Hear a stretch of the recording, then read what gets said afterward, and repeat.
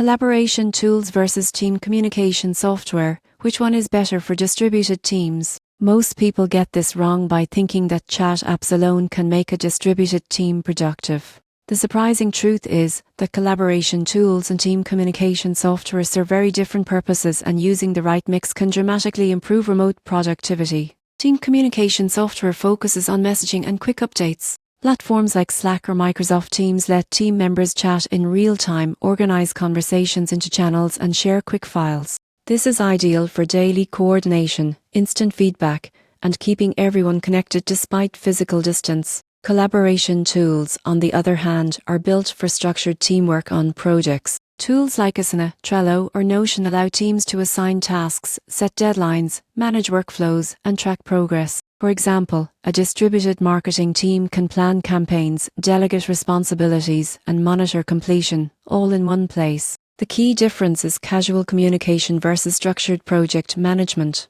Communication software keeps teams aligned day to day, while collaboration tools ensure projects move forward efficiently. Most remote teams thrive when combining both: chat for real-time interaction and collaboration platforms for task management and accountability. The takeaway is clear: if your team struggles to stay connected, communication software is essential. If your team struggles to execute projects on time, collaboration tools are necessary. The surprising truth is that using both creates a remote work ecosystem that balances responsiveness with productivity, keeping distributed teams engaged and projects on track.